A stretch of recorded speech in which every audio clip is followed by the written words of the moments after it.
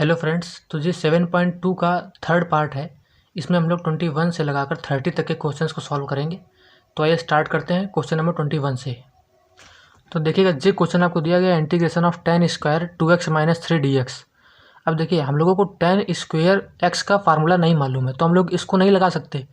लेकिन हमें सर्वसमीकरण नंबर 2 जो कि ट्रिग्नोमेट्री की है वो मालूम है कि tan square x is equals to होता है सेक स्क्वायर x माइनस 1, क्योंकि sec square x minus tan square x equals to 1 हम लोग पढ़ चुके हैं, 10th क्लास में पढ़ाया जाता है ट्रिग्नोमेट्री में। उसी से हम लोगों ने ये निकाला है। अब इसी का यूज़ हम लोग यहाँ पर करने वाले हैं। तो इसकी जगह हम लोग इस तरह से लिखेंगे sec square 2x minus 3 minus 1 इतने पूरे का इंटीग्रेशन dx। ठीक है, इसकी जगह हम लोगों ने ये लिख दिया क्योंकि हम लोग को इसका मालूम था। अब हम लोगों ने इसको अलग अलग करा लिया। Sec square 2x minus 3 dx अलग और माइनस का इंटीग्रेशन 1 dx इतना अलग। तो इसका हो जाएगा tan 2x माइनस 3। अब देखिए, x के जो मल्टीप्लिकेशन होता है वो आता है डिवाइड होने के, तो x के मल्टीप्लाई में 2 लिखा है तो यहाँ पर 2 डिवाइड में आ गया और इधर x प्लस सी। तो ये आपका फाइनल आंसर हो गया। अरे बात समझ में आई? चलते हैं क्वेश्चन नंबर 22 पर। तो देखिए, क्वेश्चन नंबर 22 में लिखा है कि integration of sec square 7 minus 4x dx। अब सेक स्क्वायर x का होता है tan x, तो उसी से हम लोग लगाएंगे। इसका आ जाएगा tan x यानी कि tan 7 माइनस 4x, और देखिए डिवाइड में आएगा x के मल्टीप्लाई में माइनस 4 है, तो हम लोग लिखेंगे माइनस का 4 और प्लस c। ठीक है, इसी को आप माइनस को बाहर ले आइए या फिर -1/4 को बाहर ले लीजिए, तो अंदर बचेगा tan 7 माइनस 4x और बस प्लस सी। यही आपका फाइनल आंसर हो जाएगा।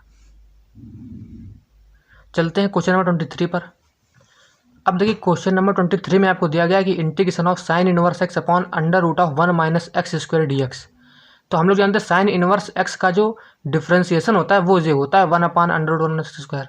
तो हम लोग क्या करें, साइन इनवर्स एक्स को ही टी लेट कर लेते हैं। लेट कर लिया sine inverse x equal to t, तो ये हो गया 1 upon under root 1 minus x square dx इस तरफ, और इस तरफ हो गया dt। अब देखिए, इतना आपको डायरेक्ट दिया गया है dx upon under root 1 minus x square, तो इसकी पूरी जगह पर आप क्या सब्स्टिट्यूट कर सकते हैं, dt। तो कीजिए, साइन इनवर्स एक्स की जगह हमने t लिख दिया और इस पूरे की जगह पर dt लिख दिया, तो t dt बन गया।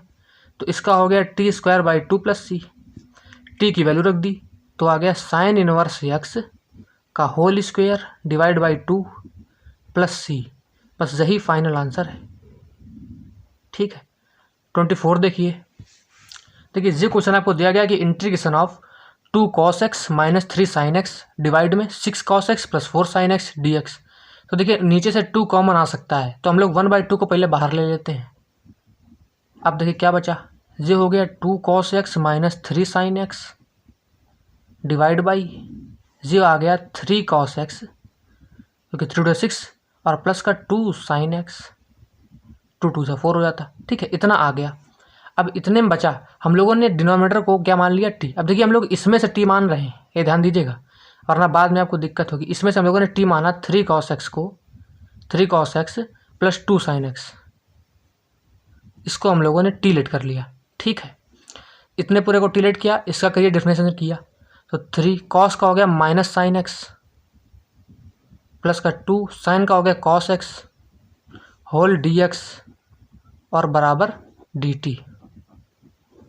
अरे ठीक है, अब देखिए यही चीज़ सेम टू सेम ऊपर लिखी हुई है, माइनस का 3 sin x प्लस का 2 cos x dx बराबर dt। यानी इस पूरे की जगह हम लोग dt लिख सकते हैं कि नहीं, तो आप कहेंगे हाँ लिख सकते हैं। तो आइए हम लोग लिखते हैं, इतने पूरे की जगह पर 2 cos x माइनस 3, अच्छा दिख तो रहा है, ये पास पहले लिख दिया गया है और कोई अंतर नहीं है। तो ये पूरा हो जाएगा dt अपॉन में, इसको हम लोगों ने क्या माना था, हम कहेंगे t माना था। तो देखिए ln ऑफ t, यहाँ पर आप ये सोचिए कि हम लोगों ने इसको t नहीं माना था कि आप ये लिखें, इसको t माना था, इसीलिए मैंने कहा था। तो ln ऑफ t प्लस सी 1/2 आगे इतना आ जाएगा। अब t की बस वैल्यू लिख दीजिए आगे, तो आ जाएगा 1/2 ln मॉड, ये आ जाएगा 3 cos x प्लस का 2 sin x प्लस का c। बस यही आपका फाइनल आंसर हो जाएगा। अरे समझ में आया? चलते हैं क्वेश्चन नंबर 25 पर। अब देखिए आपको क्वेश्चन नंबर 25 दिया गया है कि integration of 1/cos² x into 1 - tan x का होल स्क्वायर dx। तो इसमें आप क्या कीजिए, पहली बात तो cos² को जब आप ऊपर ले जाएंगे तो हो जाएगा sec² x। ठीक है, तो इसको कीजिए, ये आ जाएगा sec² x डिवाइड बाई नीचे आ जाएगा 1 - tan x का होल स्क्वायर और dx। अरे इतना आ गया। अब आप नीचे वाले को t मान लीजिए, यानी 1 - tan x को t मानिए। लिट किया 1 - tan x को t लिट किया। अब tan x का हर कोई जानता है क्या होता है, sec² x dx। लेकिन यहाँ माइनस लगा था तो आगे माइनस भी आएगा, -sec² x dx is equal to dt। अच्छा, हमें चाहिए क्या था, sec² x dx, तो माइनस को उधर भेज देते हैं तो आ जाएगा sec² x dx बराबर माइनस का dt। अब सब्स्टिट्यूट करते हैं तो इसकी जगह आ गया पूरा माइनस dt, तो माइनस हमने लिख लिया बाहर, और नीचे आ गया 1 - tan x की जगह t, तो आ गया t²। ठीक, अब आप देखिए ऊपर आएगा t की पावर -2 dt, जो कि हो जाएगा t की पावर -1 अपॉन -1, और j वाला माइनस भी आएगा प्लस का c, क्योंकि यहाँ पर -2 + 1 अपॉन -2 + 1, तो -1 बचेगा। अब j माइनस इससे कैंसिल हो जाएगा, 1 की अपने आप में कोई वैल्यू नहीं, तो आंसर क्या आया 1/t + c। और 1 t किसको माना था, तो कहेंगे 1 - tan x को t माना था, तो आंसर आया 1/1 - tan x + c। यही आपका फाइनल आंसर है। अरे समझ में आया। यहाँ पे क्या किया, t की पावर -2 था, इसको हम लोगों ने इंटीग्रेशन करने पर x की पावर n से किया है, तो x की पावर n + 1 यानी -2 + 1 यानी -1 बचा, और ये चीज़ नीचे तो -1 यहाँ। अब इसका 1 का तो मान लो कोई वैल्यू नहीं, माइनस माइनस से कैंसिल हो गए, बचा केवल t - 1, तो t - 1 का t की पावर -1 यानी 1/t, 1/t मतलब 1 - tan x अपॉन में प्लस c। बस यही आपका आंसर है। देखिए क्वेश्चन में आपसे कहा गया cos√x अपॉन √x dx, इसका इंटीग्रेशन कीजिए। तो हम जानते हैं √x का 1/2√x होता है, तो हम लोग क्या करें, √x को ही t लेट कर लेते हैं। जैसे हम लोगों ने क्या लेट कर लिया, √x को t, तो √x इधर हो गया 1/2√x dx, और इधर आ गया dt। हमें क्या चाहिए, dx अपॉन √x चाहिए था, यहाँ पे 2√x, तो 2 को उधर भेज देते मल्टीप्लाई में, तो dx/√x क्या आ जाएगा, तो आप बोलोगे 2dt आ जाएगा सर। तो dx अपॉन √x 2dt हो गया। अब वैल्यू पुट कीजिए तो आ जाएगा cos√x की वैल्यू t मानी थी, t लिख दिया, और dx अपॉन √x की जगह हम लोगों ने 2dt लिख दिया, तो dt यहाँ पर और 2 कर लिया बाहर। अब cos t का हो जाएगा sin t, तो 2 sin t + c, ये आपका आंसर है। t की वैल्यू रख दी, t की वैल्यू हो गई √t, 2 sin √t plus 2 sin √x + c। बस यही आपका फाइनल आंसर हो जाएगा। यहाँ पे t की वैल्यू को √x से रिप्लेस कर दिया, और ये आपका आंसर हो गया। अरे ठीक है।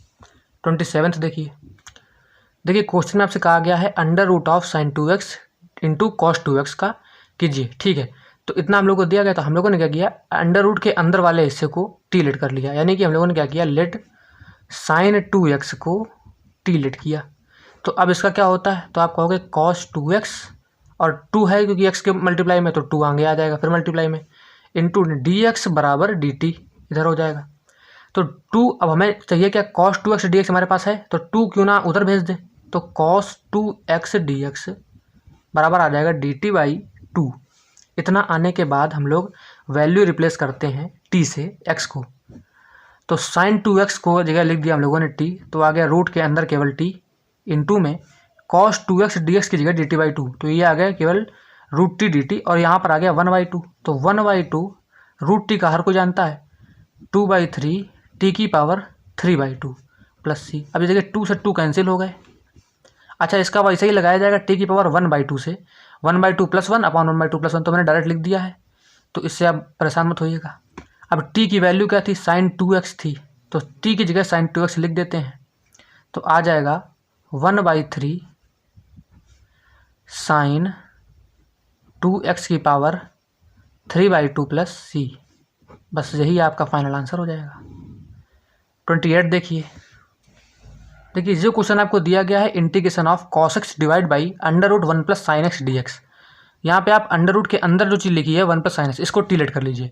हमने लेट किया 1 + sin x is equal to t। अब इसका 1 का तो 0, sin का हो गया cos x, और dx इस t का हो गया dt। देखिए ऊपर हमें सेम टू सेम मिल गया कि नहीं, यानी इसकी जगह ले सकते हैं dt अपॉन में √1 + sin x को t लेट किया था तो t लिख दिया। dt upon root t. अब रूट टी जब ऊपर जाएगा तो टी की पावर -1/2 हो जाएगा। टी की पावर -1/2 + 1 अपॉन -1/2 + 1, ये बनेगा टी की पावर 1/2 और ये बनेगा 1/2। तो ये 2 आ जाएगा इधर, तो बनेगा टी की पावर 1/2 और ये 2 आ जाएगा आगे, तो 2√t + c। अरे समझ में आया? हम लोग देखो इसको ऊपर ले गए, ये √t का मतलब होता है पावर 1/2।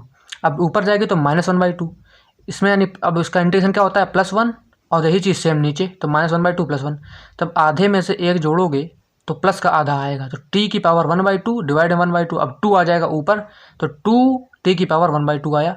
इसी को हम लोग 2√t लिखेंगे, 2√t + c इसका आंसर हो गया। और t की वैल्यू रिप्लेस करें तो 2√1 + sin x + c, बस यही इसका फाइनल आंसर हो जाएगा। देखते हैं क्वेश्चन नंबर 29 को। देखिए इस क्वेश्चन में आपको क्या दिया गया है, integration of cos x into log sin x dx। आप क्या कीजिए log sin x को t मानो, तो लेट कीजिए log sin x, इसको जब आप t मानोगे तो डिफ्रेंशिएशन करो इसका इधर और इसका अलग से करो, तो log x का होता है 1/x, तो 1/sin x हो जाएगा। और अब करो sin x का, तो हो जाएगा cos x और dx बराबर dt, यही तो आएगा। cos अपॉन साइन बन के देखो cot हो गया, cot x dx बचा और आ गया dt। देखो काम की बात निकल आई, cot x dx की जगह क्या लिख सकते हैं dt, और log sin x को t माने थे, तो बचा कितना, log sin x की जगह क्या लिख दिया t, बचा cot x dx, इसकी जगह दिया dt, तो t dt केवल बचा। आंसर क्या आ गया, t²/2 प्लस का c। बस रिप्लेस कर दो वैल्यू, तो आ जाएगा कितना, log sin x इस पूरे का whole square divide by 2 plus का c, बस यही आपका आंसर हो जाएगा। क्वेश्चन नंबर 30 देखते हैं क्या है। देखिए क्वेश्चन नंबर 30 दिया गया sin x upon 1 + cos x dx integration में। तो ये तो बहुत आसान है, इसमें आप डिनोमिनेटर को टी लेट कर लीजिए, यानी हर को टी लेट कर लीजिए। तो लेट किया 1 + cos x = t। अब cos का हो जाएगा -sin x dx बराबर में dt। अरे ठीक है, -sin x dx बराबर dt। तो यहाँ पे चाहिए sin x dx, तो माइनस को उधर भेज देंगे, तो आ जाएगा sin x dx बराबर माइनस का dt। ठीक है ना, तो अब रखते हैं वैल्यू, sin x dx कितना आ गया -dt, तो माइनस को बाहर ले लेते हैं dt यहाँ, अपॉन में 1 + cos x को t, तो t आ गया यहाँ, तो माइनस में ln mod t + c, तो माइनस का ln वैल्यू पुट कीजिए 1 + cos x प्लस का c। तो अगले पार्ट में ये एक्सरसाइज ख़त्म हो जाएगी। इसमें 9 क्वेश्चन और हैं 39 तक, 31 से लगाकर 39 तक हम लोग इसके पार्ट 4 में देखेंगे और उसके बाद हम लोग 7.3 में मूव कर जाएंगे। ठीक है, तब तक के लिए थैंक्स।